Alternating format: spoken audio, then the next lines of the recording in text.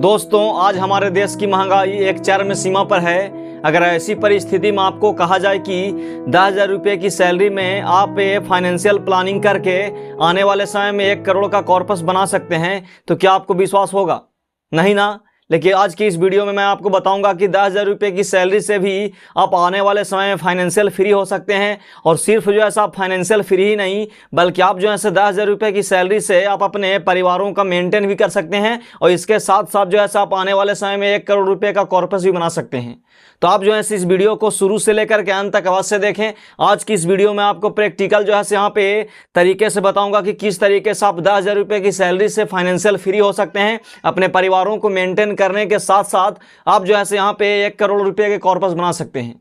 तो चलिए बिना देर किए वीडियो को शुरू करते हैं। तो देखिए, सबसे पहला पॉइंट हम लोग जानेंगे यहाँ पे गोल्डन रूल्स ऑफ मनी। यानी कहने का मतलब कि मनी का जो है यहाँ पे गोल्डन रूल क्या होता है, तो यह होता है income minus expense is equal to saving. यानी कहने का मतलब कि जितना रुपये अगर मान लिया आपके पास इनकम आता है, उसमें से अगर एक्सपेंस यानी खर्चे को आप माइनस करते हैं तो जो बचेगा वही आपका सेविंग हो गया। अगर आप 10,000 रुपये कमाते हैं तो 10,000 रुपये कमाना एक फिक्स इनकम हो गया, क्योंकि आपका सैलरी 10,000 रुपया है। लेकिन यहाँ पे एक्सपेंस पे डिपेंड करेगा कि आप जो है आगे चल करके कितना कॉर्पस बना सकते हैं, आगे चल करके आप फाइनेंशियल किस तरीके से फ्री हो सकते हैं। इसके बाद हम लोग देखते हैं यहाँ पे saving is equal to investment. यानी सेविंग अगर मान लीजिए आप करते हैं तो सेविंग जो है धीरे धीरे जाकर के आगे जो है आप इन्वेस्टमेंट भी कर सकते हैं। और यही जो है आपको आगे चल करके वेल्थ क्रिएशन का काम करता है।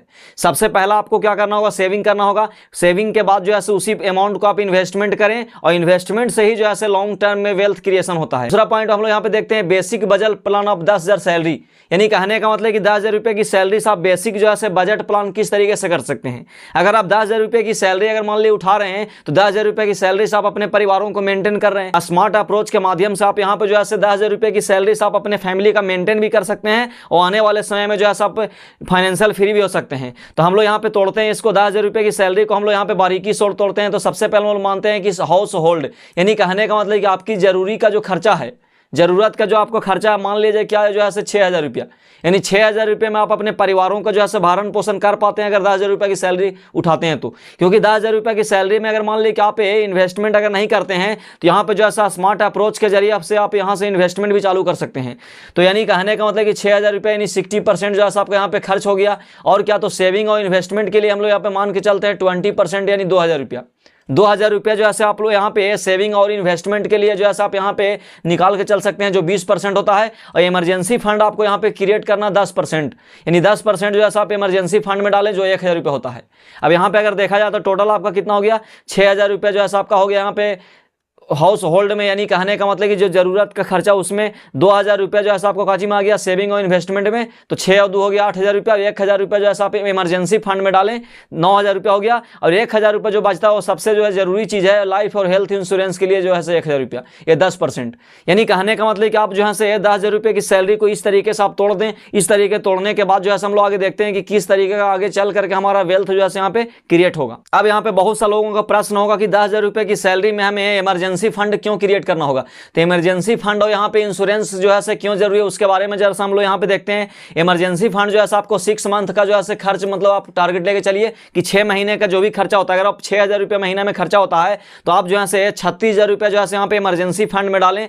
इमरजेंसी फंड जब तक नहीं बनता तब तक जो है उस अमाउंट को आप डालते रहें। जब इमरजेंसी फंड अगर बन जाए तो उसमें जो है आप वो वाले अमाउंट जो आप इमरजेंसी फंड में डाल रहे हैं तो उसको जो है यहाँ पे सेविंग और इन्वेस्टमेंट में बढ़ा सकते हैं। क्या करना है, टर्म इंश्योरेंस फैमिली प्रोटेक्शन, यानी कहने का मतलब टर्म इंश्योरेंस लेना है फैमिली के प्रोटेक्शन के लिए। दूसरा यहाँ पे हेल्थ इंश्योरेंस, आप जो है हेल्थ इंश्योरेंस भी ले सकते हैं। मेडिकल का खर्च जो है आपको बचेगा यहाँ पे।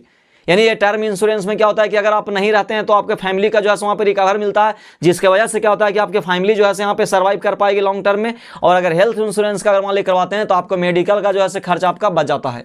क्योंकि जैसा आप जानते हैं कि यहाँ पे बीमारी की वजह से क्या होता है कि बहुत से लोग परेशान हैं, पूरा सेविंग जो है एक बीमारी में खत्म हो जाता है। तो आप अगर यहाँ पे हेल्थ इंश्योरेंस को अगर मान ली रिकवर लेते हैं तो हेल्थ इंश्योरेंस से क्या होगा कि मेडिकल का खर्चा जो है आपको बच जाएगा। फोर्थ पॉइंट हम लोग देखते हैं इन्वेस्टमेंट स्ट्रेटेजी, यानी कहने का मतलब कि आप जो है इन्वेस्टमेंट का किस तरीके का स्ट्रेटेजी जो है आप यहाँ पे देख सकते हैं। तो आप अगर मान लीजिए कि शुरुआत करते हैं इन्वेस्टमेंट के लिए तो सबसे पहले आप जो है म्यूचुअल फंड से शुरू करें। आप जो है म्यूचुअल फंड, इक्विटी फंड में जो है आप इन्वेस्ट कर सकते हैं। आप जो है पीपीएफ या बीपीएफ फंड में भी जो है भी सेफ है और लॉन्ग टर्म के लिए जो है अच्छा यहाँ पर रिटर्न देखने को मिलेगा। आप अगर मान लीजिए कि शॉर्ट टर्म में अगर डिसिप्लिन के साथ इन्वेस्टमेंट करना चाहते हैं तो आपके लिए आरडी भी जो है आरडी में भी अगर आप इन्वेस्ट करते हैं तो यहाँ भी जो है आपको ये सेविंग से जो है आपको ज़्यादा यहाँ पे रिटर्न देखने को मिलेगा। अगर आप म्यूचुअल फंड में एसआईपी अगर करना चाहते हैं तो एसआईपी का मैजिक को हम लोग देखते हैं कि एसआईपी जो है लॉन्ग टर्म में आपके अमाउंट पे किस तरीके का मैजिक जो है करता है। मान लीजिए कि आप 2000 रुपया पर मंथ 12% का CAGR यानी कंपाउंड एनुअल ग्रोथ रेट से अगर मान लीजिए 30 साल तक कंसिस्टेंसी से अगर मान लीजिए इन्वेस्ट करते हैं तो ये पैसा जो है आपको 70 से 75 लाख रुपया जो है आपको बन जाता है। तो मात्र आपको 2000 रुपये पर मंथ जो इन्वेस्टमेंट कर रहे थे उसको हम लोग मान के चलते हैं कि आप जो है म्यूचुअल फंड में डालते हैं। म्यूचुअल फंड में अगर मान लीजिए अच्छे से इन्वेस्ट करते हैं तो 12% का CAGR जो है मिनिमम आपको यहाँ पे देखने को मिलेगा। अगर 30 साल तक आप कंसिस्टेंसी से लगातार करते हैं तो आप जो है 70 से 75 लाख रुपए का जो है कॉर्पस आप बना सकते हैं। मान के चलते हैं कि आपकी सैलरी बढ़ गया, आप सैलरी को बढ़ गया तो 2000 की जगह पे आपने 4000 किया। अब जब 4000 रुपया पर मंथ करते हैं वही 12% का CAGR, टाइम भी जो है 30 साल के लिए होगा। आपको जो है यहाँ पे लगभग जो है 1.5 करोड़ रुपए का जो है कॉर्पस देखने को मिलेगा। तो यानी कहने का मतलब कम सैलरी में भी जो है आप आने वाले समय में फाइनेंशियल फ्री हो सकते हैं, फाइनेंशियल जो है आप फ्रीडम हासिल कर सकते हैं। लेकिन आपको कंसिस्टेंसी के साथ जो है नियमित रूप से जो है आपको लॉन्ग टर्म के लिए जो है आपको हमेशा जो है यहाँ पे इन्वेस्टमेंट करना होगा, तब जाकर के आप लंबे समय में जो है फाइनेंशियल फ्री हो सकते हैं। हम लोग मान के चलते हैं कि आपके पास जो है एक साइड इनकम है। अगर साइड इनकम होता है तो ये जो है बहुत बड़ा गेम चेंजर साबित होगा आपके लिए।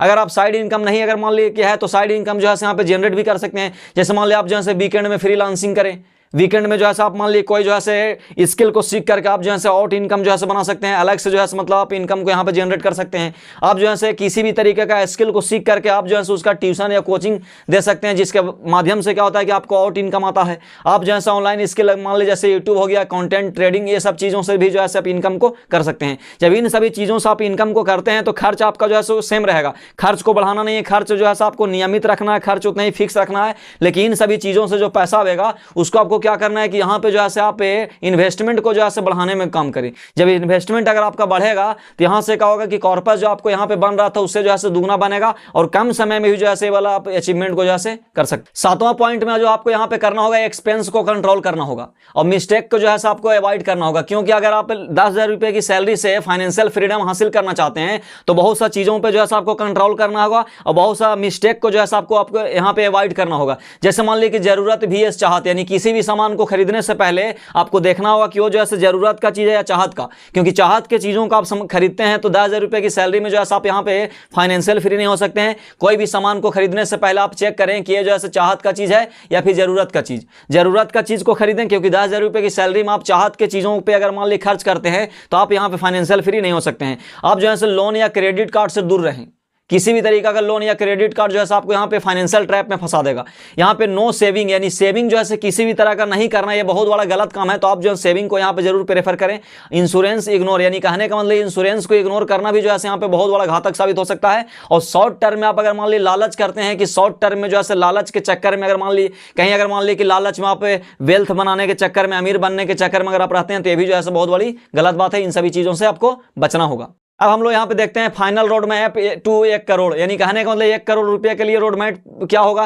तो 1 करोड़ रुपए के लिए रोड मैप होगा आपका बजट बनाओ। सबसे पहले क्या करना है कि आप अपने इनकम का जो है इनकम के हिसाब से क्या करना है कि आप अपने खर्चों का बजट बनाएं, खर्चों के साथ साथ जो है आप इन्वेस्टमेंट का भी बजट बनाएं। क्योंकि जितना कम सैलरी उसी हिसाब से आपको खर्चा भी करना होगा। 10,000 रुपए की सैलरी में अगर आप 15,000 रुपए हर महीने खर्च करते हैं तो आप जो है आगे चल करके बहुत बड़े ट्रैप में फंसेंगे, आप जो है दलदल में फंस जाएंगे। तो 10,000 रुपए की सैलरी अगर आता तो 10,000 रुपए से कम का जो है आप खर्चा बनाएं। यानी कहने का कि आप अपने हिसाब से जैसे इनकम के हिसाब से क्या करना है कि बजट को बनाएं कि किस तरीके से हमको खर्चा करना है, कितना पैसा जो है आपको इमरजेंसी फंड के लिए जो है जमा करना है, कितना पैसा जो है आपको यहाँ पे लॉन्ग टर्म के लिए इन्वेस्ट करना है। फिर क्या करना है कि आपको यहाँ पे इमरजेंसी फंड आपको क्रिएट करना होगा। इंश्योरेंस जो है आप जरूर लें, क्योंकि इंश्योरेंस अगर आप लेते हैं तो दोनों प्रकार का इंश्योरेंस आपके लिए बहुत बड़ा जो है काम करेगा। जैसा आप हेल्थ इंश्योरेंस लेते हैं तो हेल्थ इंश्योरेंस आपको मेडिकल का जो खर्चा होता है वो आपको यहाँ पे कम करेगा, यानी मेडिकल का खर्चा जो है आपको रुक जाएगा। क्योंकि अगर मान लिया आप 10,000 रुपए की सैलरी अगर कमाते हैं, 6,000 रुपए आपका हर महीने खर्चा है, बाकी इमरजेंसी फंड आप जो है लॉन्ग टर्म के लिए इन्वेस्टमेंट करते हैं और इंश्योरेंस को अगर अवॉइड करते हैं तो इंश्योरेंस आप नहीं लेने से आपको नुकसान क्या होगा कि आपको किसी भी तरीका का अगर मान ली हेल्थ इशू होगा तो आपका सारा सैलरी जो है यहाँ पे चला जाएगा। हो सकता है कि आपको लोन लेकर के इलाज करवाना होगा। तो ये लोन लेकर के आप इलाज करवाएंगे तो फिर जो है आपको फाइनेंशियल फ्री आप नहीं हो सकते हैं। एसआईपी से आप शुरुआत करें। अगर मान ली कि आपके पास लमसम अमाउंट अगर मान ली 1 लाख 2 लाख रुपया आप नहीं हो पाता है तो आप जो है 2,000 रुपया 3,000 रुपया से एसआईपी से शुरुआत करें। ये भी जो है शुरुआत में आपको अच्छा होगा। इनकम बढ़ते ही आप एसआईपी को भी जो है बढ़ा दें। जैसे मान ली आप 10,000 रुपये की सैलरी है तो आप 2,000 रुपये की एसआईपी कर रहे हैं, 10 के जगह पे 15 होता है तो आप 3,000 कर दें। यानी कहने का मतलब कि आपका जैसे इनकम बढ़ता है तो इनकम बढ़ने के साथ साथ क्या करना है कि एसआईपी के अमाउंट को भी जो है इंक्रीज कर दें ताकि आपको वही सेम टाइम में जो है ज्यादा जो है कॉर्पस देखने को मिलेगा। साइड इनकम जो है ऐड करें। अगर मान लिया आप चाहते हैं कि हमारा इनकम जो है बढ़े या आप जो है चाहते हैं कि लॉन्ग टर्म में और ज्यादा कॉर्पस बने तो आपको साइड इनकम पे भी ध्यान देना होगा। क्योंकि 10,000 रुपये की सैलरी अगर मान लिया आप लेते हैं तो 8 घंटा ड्यूटी करते हैं, उसके अलावा जो टाइम मिलता है उसमें जो है आप साइड इनकम को जो है जनरेट करने का जो है कोशिश करें। अगर आप चाहते हैं कि फाइनेंशियल फ्री हो तो इसके लिए 25 से 30 साल का जो है आपको टाइम देना होगा कंसिस्टेंसी के साथ, तभी जो है आप लॉन्ग टर्म में फाइनेंशियल फ्री हो सकते हैं। यानी कहने का मतलब कि सैलरी जो है छोटी हो सकती है लेकिन सोच और प्लानिंग जो है बड़ी होना चाहिए। सैलरी छोटा होना जो है कोई बड़ी चीज नहीं है, लेकिन सैलरी छोटा होने के साथ साथ क्या करना है कि आपको प्लानिंग जो है आपको बड़ी रखना। तो दोस्तों आज की इस वीडियो में हमने जाना कि 10,000 रुपये की सैलरी से आप जो है अपने परिवारों को मेंटेन किस तरीके से करें और किस तरीके से लॉन्ग टर्म में आप जो है 1 करोड़ रुपये का जो है कॉर्पस बना सकते हैं। अगर जानकारी अच्छी लगी हो तो कृपया वीडियो को लाइक करें और चैनल पर नए हो तो सब्सक्राइब करें और कमेंट करके बताएं कि आपकी सैलरी कितना रुपया है। उसके हिसाब से मैं आपको यहाँ पे बजट बनाऊंगा। मिलते हैं किसी नेक्स्ट फाइनेंशियल लर्निंग वीडियो के साथ। तब तक के लिए अपना ख्याल रखें, अपने फैमिली का ख्याल रखें। धन्यवाद।